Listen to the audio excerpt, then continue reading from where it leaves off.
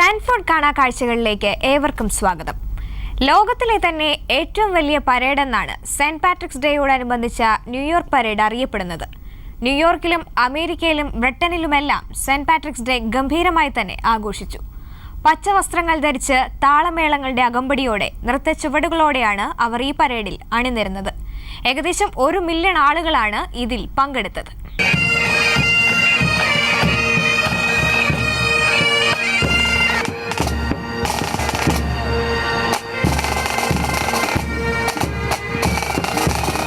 ന്യൂയോർക്കിലെ saint Patrick's day പരേഡിൽ ഏകദേശം 1 മില്യൺ ആളുകളാണ് പങ്കെടുത്തത്. ലോകത്തിലെ തന്നെ ഏറ്റവും വലിയ പരേഡാണ് വിശുദ്ധ പാട്രിക്സിന്റെ ഓർമ്മദിനത്തോടനുബന്ധിച്ച ന്യൂയോർക്ക് പരേഡ്. എല്ലാവരും പച്ച നിറത്തിലുള്ള വേഷമാണ് ധരിച്ചിരിക്കുന്നത്.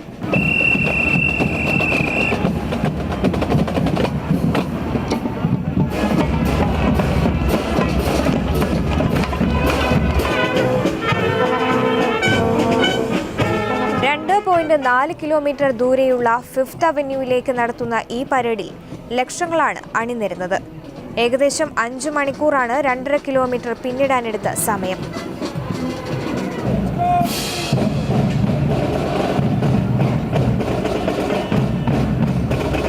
സാധാരണക്കാരായ ജനങ്ങളെ കൂടാതെ പോലീസിലെയും സൈന്യത്തിലെയും അഗ്നിശമന സേനയിലേതും ഉൾപ്പെടെ സാമൂഹ്യ സാംസ്കാരിക രംഗത്തെ നിരവധി സംഘടനകളും പരേഡിൽ അണിനിരുന്നു. ലണ്ടനിലും അതിമനോഹരമായ സെന്റ് പാട്രിക്സ് ഡേ ആഘോഷ പരിപാടികളോടെയാണ് നടന്നത്. ലണ്ടൻ സംസ്കാരത്തെ വിളിച്ചറിയിക്കുന്നതായിരുന്നു ഇവിടുത്തെ ആഘോഷ പരിപാടികൾ. ഐറിഷ് സംഗീതത്തിന്റെ അകമ്പടിയിൽ അവർ നൃത്ത ചുവടുകൾ വെച്ചു. ലണ്ടനിലെ തെരുവുകൾ സംഗീത സാന്ദ്രമായി. ബാൻഡ് മേളത്തിന് പുറമെ മനോഹരമായ പ്ലോട്ടുകളും ലണ്ടന്റെ തെരുവുകളെ പ്രൗഢഗംഭീരമാക്കി.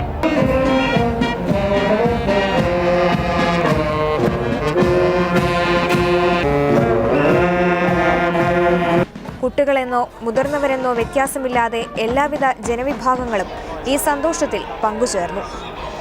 ലണ്ടനിലെത്തിയ കൂടുതൽ പേരും അയർലൻഡുകാരാണ്. പ്രത്യേകമായി ഈ ആഘോഷ പരിപാടികളിൽ പങ്കെടുക്കാനായി എത്തിയവരാണവർ. അതുകൊണ്ട് ഐറിഷ് കലാരൂപങ്ങളും സ്റ്റേജിൽ അരങ്ങേറി.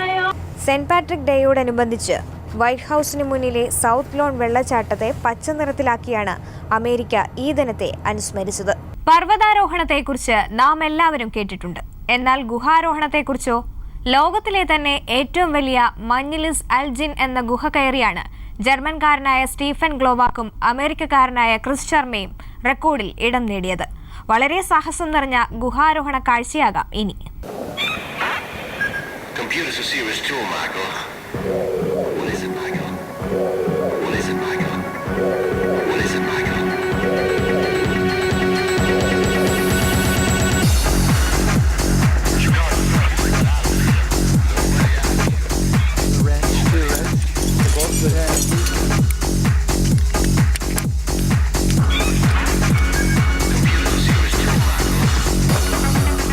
ഒമാനിലെ ഹാറ്റ്ചാർ മൗണ്ടന്റെ തെക്കു പടിഞ്ഞാറു ഭാഗത്താണ് മഞ്ജിലിസ് അൽജിൻ സ്ഥിതി ചെയ്യുന്നത്.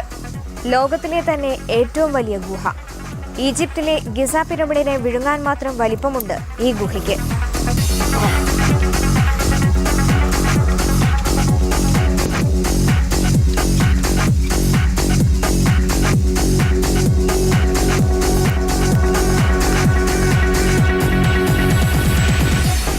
വളരെ കുറച്ച് സന്ദർശകർക്ക് മാത്രമാണ് ഇതുവരെ ഈ ഗുഹയ്ക്കുള്ളിൽ കടക്കാനായിട്ടുള്ളത്.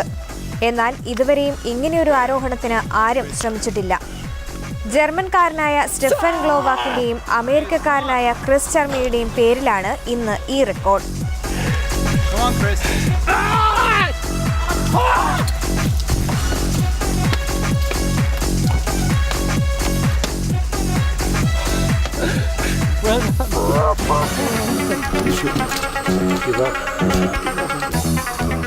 So it's cool to see that you're a human being, that you have to fight for some moves as well. Yeah, that's for sure.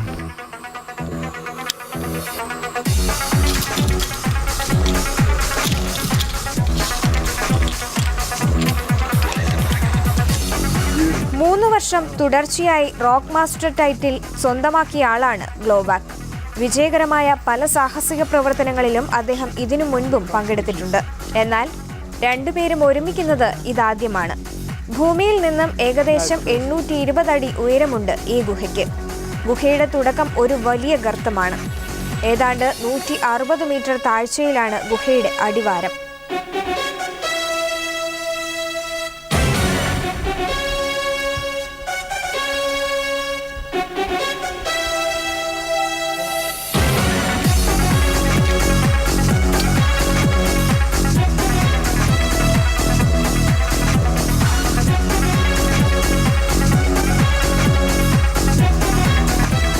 പതിനാല് ദിവസം കൊണ്ടാണ് ഇവർ ഗുഹാരോഹണം പൂർത്തിയാക്കിയത്. കിഴുക്കാന്തൂക്കായ പാറയിൽ കൂടി വലിഞ്ഞു കയറുന്നതിന് സേഫ്റ്റി റോപ്പ് മാത്രമാണ് ഇവർ ഉപയോഗിച്ചത്. ഇടയ്ക്ക് വിശ്രമത്തിന് കൃത്രിമമായി നിർമ്മിച്ച തൂങ്ങിയാടുന്ന പ്ലാറ്റ്ഫോമും.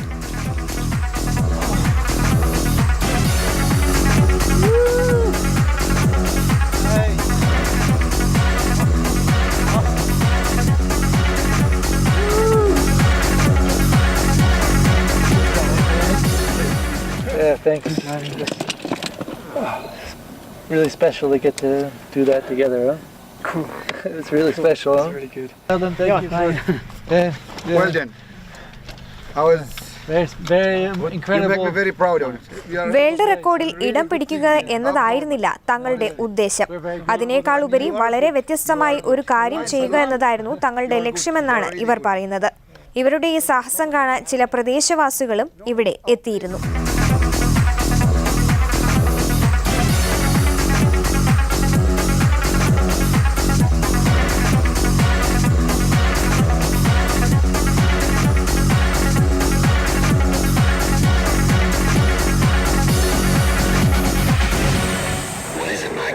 അഗ്നിയുടെ ആഘോഷമാണ് ലാസ് ഫലാസ്. പേപ്പറിൽ തീർത്ത ചെറുതും വലുതുമായ രൂപങ്ങൾ അഗ്നിയിൽ എരിക്കുന്നതാണ് ലാസ് ഫലാസ് ആഘോഷങ്ങളുടെ സമാപനം. വലൻസിയയിൽ 5 ദിവസം നീണ്ട ആഘോഷ പരിപാടികളാണ് അരങ്ങേറിയത്.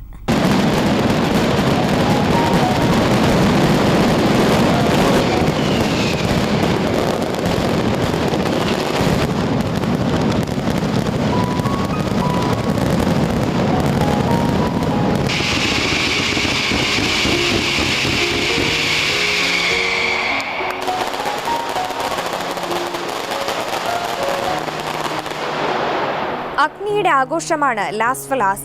സ്പെയിനിലെ വലൻസിയയിൽ 5 ദിവസം നീണ്ട ആഘോഷ പരിപാടികളോടെയാണ് ഈ ആഘോഷം നടത്തപ്പെടുന്നത്. തെരുവിന്റെ ഇരുവശത്തും നിരവധി അഗ്നികുണ്ഡങ്ങളുണ്ടാകും. പേപ്പറിൽ തീർത്ത ചെറിയ പാവകൾ അഗ്നിയിൽ എരിക്കുന്നതാണ് ആഘോഷത്തിന്റെ മുഖ്യ ആകർഷണം. 1 മണിക്കൂർ നീണ്ട ഈ കർമ്മത്തിൽ ചെറുതും വലുതുമായി പേപ്പറിൽ തീർത്ത നിരവധി രൂപങ്ങൾ അഗ്നിക്കിരയാക്കും.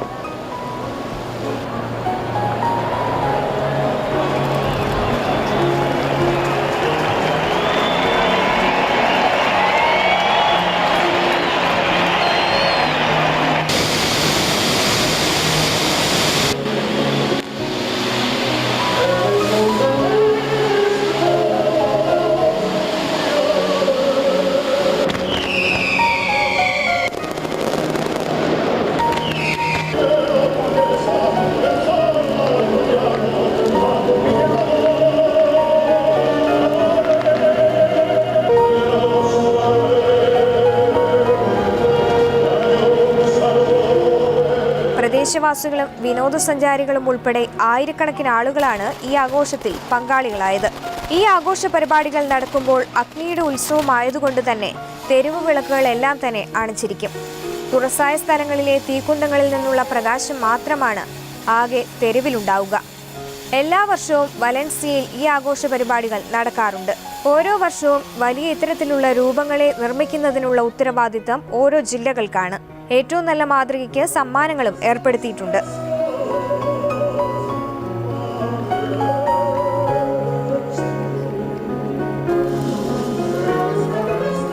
ദൈവം നൽകിയ കൽപ്പനകൾക്ക് മുകളിലിരിക്കുന്ന മോശയുടെ രൂപമായിരുന്നു ഈ വർഷത്തെ ഹൈലൈറ്റ്. എല്ലാ വർഷവും ഒരു രൂപത്തെ അഗ്നിക്കിരയാക്കാതെ മാറ്റിവെക്കും. പിന്നീട് അത് മ്യൂസിയത്തിലേക്ക് മാറ്റും. നന്ദി സൂചകമായാണ് ഇവർ ഇങ്ങനെ ചെയ്യുന്നത്.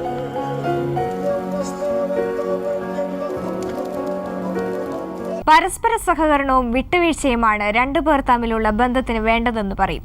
ഇത്തരത്തിൽ പരസ്പര സ്നേഹവും സഹകരണവും ഊട്ടിയുറപ്പിക്കുന്നതാണ് ലണ്ടനിലെ വൈഫ് കാരിംഗ് ചാമ്പ്യൻഷിപ്പ്. 50 മത്സരാർത്ഥികളാണ് ഈ രസകരമായ കായിക മത്സരത്തിൽ പങ്കെടുത്തത്.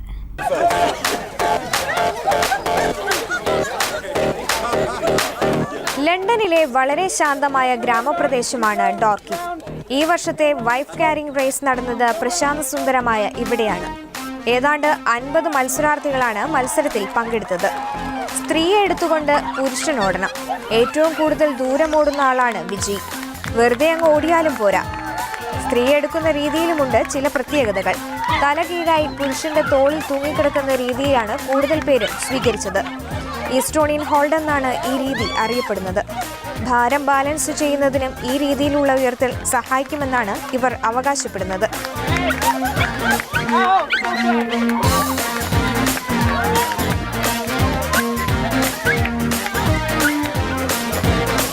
ഈ മത്സരത്തിന്റെ പേര് വൈഫ് കാരിംഗ് ചാമ്പ്യൻഷിപ്പ് എന്നാണെങ്കിലും മത്സരത്തിൽ പങ്കെടുക്കുന്നവർ വിവാഹിതരാകണമെന്നോ പങ്കാളി സ്ത്രീയാകണമെന്നോ ഒന്നുമില്ല.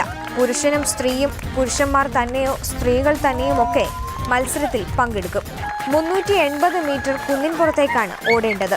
ഓട്ടം അത്ര സുഗമമാണെന്നും വിചാരിക്കേണ്ട. പല വിധത്തിലുള്ള തടസ്സങ്ങൾ മത്സരാർത്ഥികൾക്ക് തരണം ചെയ്യേണ്ടതുണ്ട്. ഭാരം സംബന്ധിച്ചും ചില നിബന്ധനകളുണ്ട്. ചുമക്കപ്പെടേണ്ടയാൾക്ക് 50 കിലോ ഭാരത്തിൽ കൂടാൻ പാടില്ല. മത്സരത്തിന് മുൻപ് ഭാരം കൃത്യമായി ഉറപ്പിച്ച ശേഷമാകും ഇവരെ മത്സരത്തിൽ പങ്കെടുപ്പിക്കുക. ഈ മത്സരവുമായി ബന്ധപ്പെട്ട് ഒരു ചരിത്രവും നിലനിൽക്കുന്നുണ്ട്. പണ്ട് കാലത്ത് ഗോത്രവർഗക്കാർക്കിടയിൽ ഭാര്യമാരെ തട്ടിക്കൊണ്ടുപോകുന്ന ഒരു രീതി ഉണ്ടായിരുന്നു അത്രേ. അതിലൊന്നിയാണ് വർഷങ്ങളായി ഈ മത്സരം ഇവിടെ സംഘടിപ്പിക്കപ്പെടുന്നത്. ഇതൊരു കായിക മത്സരമായി ഇതുവരെയും അംഗീകരിക്കപ്പെട്ടിട്ടില്ലെങ്കിലും നിരവധി പേരാണ് ഈ മത്സരത്തിൽ പങ്കെടുക്കുന്നതിനും കാണുന്നതിനുമായി ഇവിടെ എത്തുന്നത്.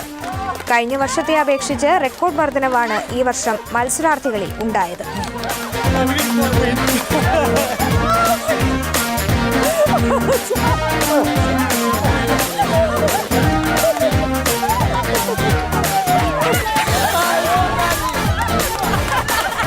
ആർമിയിലെ ദന്തഡോക്ടറായ ബ്ലേക്ക് സ്മിത്തും ഭാര്യ അന്ന ബ്ലേക്കുമാണ് ഈ വർഷം വിജയികളായത്. കൃത്യമായ പരിശീലനം വലിയ ബുദ്ധിമുട്ട് സൃഷ്ടിച്ചില്ല എന്നാണ് ഇവരുടെ അഭിപ്രായം.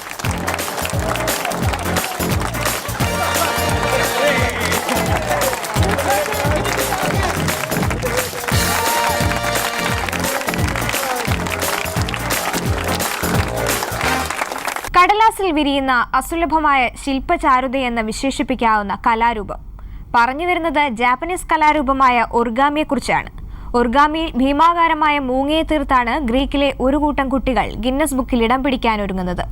512 സ്ക്വയർ മീറ്റർ വിസ്തൃതിയിൽ 52,000-ഓളം പേപ്പർ പൂക്കൾ കൊണ്ടാണ് ഇവർ ഈ മൂങ്ങയെ സൃഷ്ടിച്ചത്.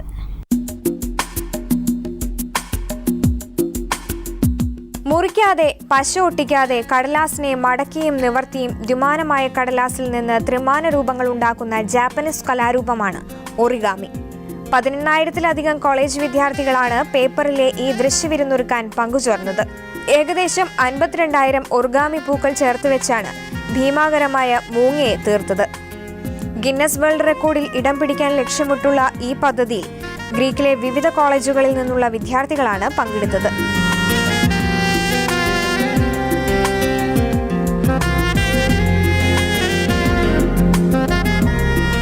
ഏതൻസിന്റെ ഐക്കണായ മൂങ്ങയെ 512 മീറ്റർ വിസ്തൃതിയിൽ ഒരുക്കിയാണ് വേൾഡ് റെക്കോർഡിന്റെ പടിവാതിക്കലെത്തി ഇവർ നിൽക്കുന്നത്. ഗ്രീസിലെ ഒറിഗാമി പഠിപ്പിക്കുന്ന ഏക അധ്യാപികയാണ് മിർട്ടോ ദിമിത്രു. മിർട്ടോയുടെ നേതൃത്വത്തിലാണ് ഈ പരിപാടി സംഘടിപ്പിച്ചിരിക്കുന്നത്. 52,000 പേപ്പർ പൂക്കളിനായി 15,000-ഓളം വിദ്യാർത്ഥികളെ സംഘടിപ്പിക്കുക എന്നത് വളരെ ശ്രമകരമായിരുന്നുവെന്ന് അവർ പറയുന്നു. 2012-ൽ മിർട്ടോയുടെ നേതൃത്വത്തിൽ ഗ്രീസിലെ വൈറ്റ് ടവറിന്റെ മാതൃക ഒറിഗാമിയിൽ തീർത്ത് റെക്കോർഡ് നേട്ടത്തിൽ എത്തിയിരുന്നു. 403 സ്ക്വയർ മീറ്ററിൽ 40,000-ഓളം താമരപ്പൂക്കൾ ക്രമീകരിച്ച് അന്ന് വൈറ്റ് ടവർ ഒരുക്കി. ഏതായാലും ഏറ്റവും ഒടുവിൽ 2013-ൽ പോർച്ചുഗലിന്റെ പേരിലാണ് നിലവിൽ ഈ വിഭാഗത്തിലെ റെക്കോർഡ്. 451 സ്ക്വയർ മീറ്ററിലെ റെക്കോർഡ് മറികടക്കാനാണ് ഇവരുടെ ഇപ്പോഴത്തെ ശ്രമം.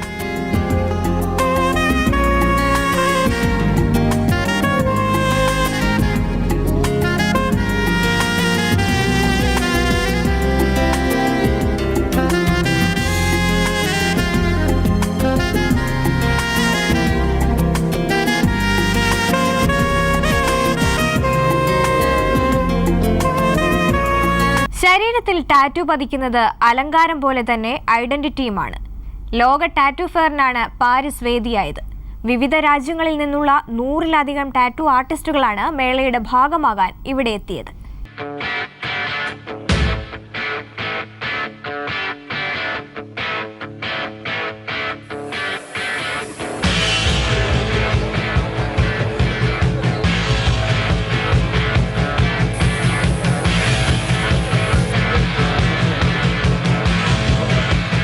മനോഹരമായ ചിത്രശലഭങ്ങളും ബലൂണും ഡ്രാഗണുമെല്ലാം നിമിഷങ്ങൾ കൊണ്ട് നിങ്ങളുടെ ശരീരത്തിന്റെ ഭാഗമാകും.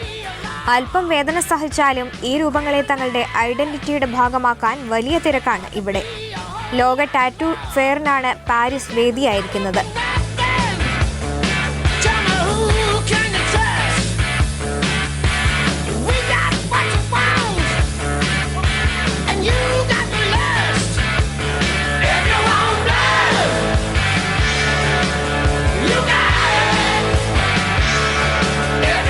ഒരൊറ്റ ദിവസം തന്നെ പച്ചകുത്താൻ ഇവിടെ എത്തിയവരുടെ എണ്ണം 500-ലധികമാണ്.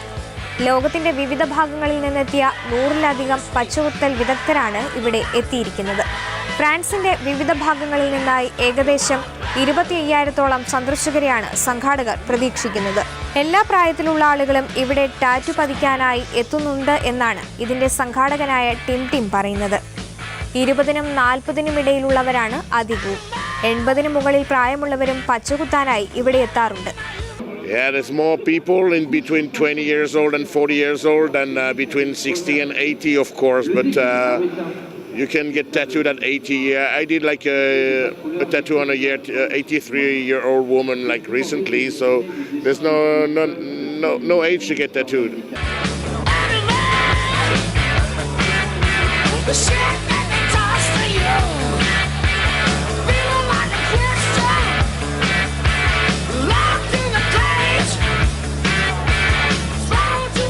ലോക ടാറ്റു ഫെയറിന്റെ ഭാഗമായി ടാറ്റു ആർട്ടിസ്റ്റുകൾക്കായി പ്രത്യേക മത്സരവും ഇവിടെ സംഘടിപ്പിക്കുന്നുണ്ട്.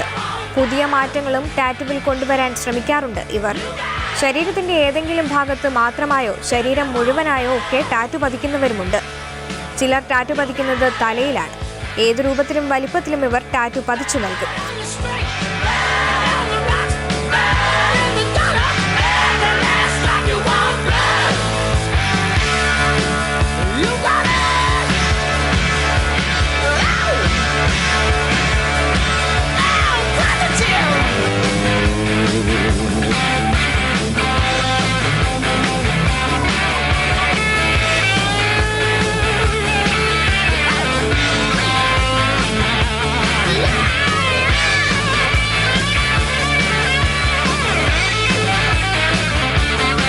ആനകളെ പരിപാലിക്കുന്നത് എങ്ങനെയെന്ന് കാണണമെങ്കിൽ തായ്ലൻഡിലേക്ക് പോകണം.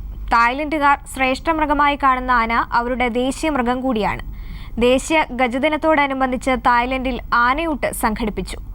ആനകളെ സംരക്ഷിക്കേണ്ടതിന്റെയും പരിപാലിക്കേണ്ടതിന്റെയും പ്രാധാന്യത്തെക്കുറിച്ചുള്ള ഒരു ഓർമ്മപ്പെടുത്തൽ കൂടിയാണ് ഈ ദിനം.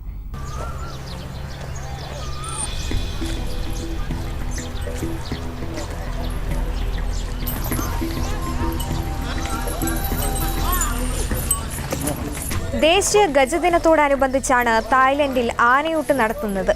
പഴങ്ങളും പച്ചക്കറികളും എല്ലാം ഉൾപ്പെടെ വിഭവസമൃദ്ധമായ ഭക്ഷണമാണ് ആനകൾക്കായി നൽകുന്നത്. ഇവയെല്ലാം ഭംഗിയായി ടേബിളിൽ ക്രമീകരിക്കും. ബാങ്കോക്കിന് വടക്ക് അയൂതയ്യ ഗ്രാമത്തിലാണ് ഈ ആഘോഷങ്ങളൊക്കെയും നടക്കുന്നത്. ഒരു ദിവസത്തെ ആഘോഷ പരിപാടികളാണ് ഗജദിനത്തോടനുബന്ധിച്ച് സംഘടിപ്പിക്കുന്നത്.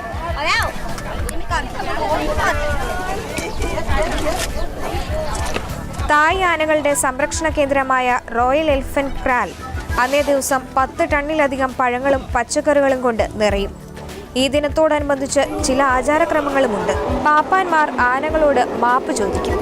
ഏതെങ്കിലും തരത്തിലുള്ള തെറ്റായ പെരുമാറ്റം തങ്ങളുടെ ഭാഗത്തു നിന്ന് ഉണ്ടായിട്ടുണ്ടെങ്കിൽ അതിനാണ് ഈ ക്ഷമാപണം.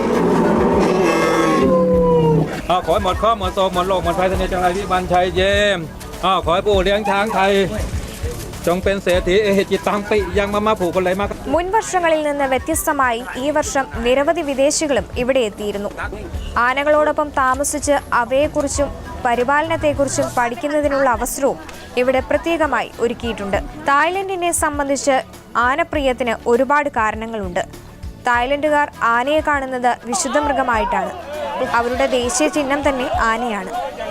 തായ്ലൻഡുകാർ ആനയെ പരിപാലിക്കുന്ന രീതി ലോകത്തിന് തന്നെ മാതൃകയാകേണ്ടതാണ്. പണ്ടുകാലം തൊട്ടേ തായ്ലൻഡിൽ ആനകൾ വളർത്തുമൃഗങ്ങളാണ്. ഏകദേശം 2700ഓളം ആനകളുണ്ട് വളർത്തുമൃഗങ്ങളായി. ഈ വലിയ ജീവിയെ സംരക്ഷിക്കേണ്ടതിനെക്കുറിച്ച് ബോധവൽക്കരിക്കുന്നതിന് കൂടിയാണ് ഈ ദിനം ഇവർ നന്നായി ആഘോഷിക്കുന്നത്.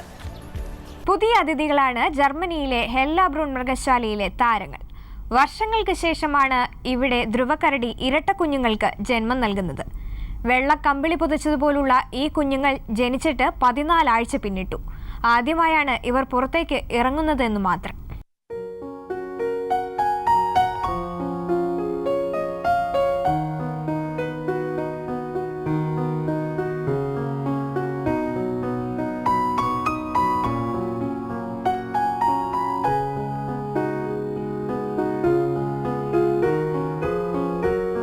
ഒന്നല്ല 2 അതിഥികളാണ് ജർമ്മനിയിലെ ഹെല്ലാബ്രൂൺ മൃഗശാലയിലുള്ളത്. ജിയോവാനയുടെ പൊന്നോമനകളായ കരടിക്കുട്ടികൾ. ജനിച്ചിട്ട് 14 ആഴ്ചകൾ കഴിഞ്ഞെങ്കിലും കുഞ്ഞുങ്ങൾ പുറത്തേക്കിറങ്ങുന്നത് ഇതാദ്യമാണ്. ധ്രുവക്കരടികൾ മൃഗശാലകളിൽ ഉണ്ടാവുന്നത് തന്നെ വളരെ അപൂർവമാണ്. ഇരട്ടകളുടെ കാര്യം പിന്നെ പറയേണ്ടതില്ലല്ലോ. അപൂർവങ്ങളിൽ അപൂർവം.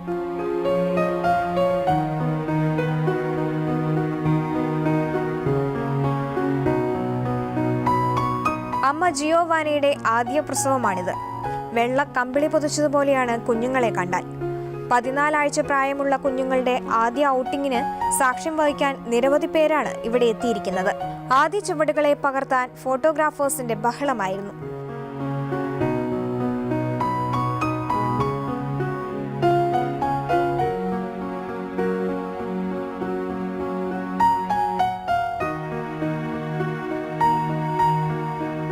ഇവരുടെ ജനനത്തെ തുടർന്നുള്ള ആദ്യഘട്ടം വളരെ ക്രിട്ടിക്കലായിരുന്നുവെന്നാണ് മൃഗശാല അധികൃതർ പറയുന്നത്. അമ്മക്കരടി ഇവരെ സ്വീകരിക്കാൻ തയ്യാറാകുമോ എന്നൊരു വലിയ ചോദ്യമുണ്ടായിരുന്നു. എന്നാൽ എല്ലാ ആശങ്കകൾക്കും വിരാമമിട്ട് കരടി കുഞ്ഞുങ്ങൾ മിടുക്കരായി കഴിഞ്ഞിരിക്കുന്നു. ഇനി ഇവരെ ചുറ്റിപ്പറ്റിയാണ് ഹെല്ലാബ്രൂണിന്റെ ഓരോ ദിനങ്ങളും.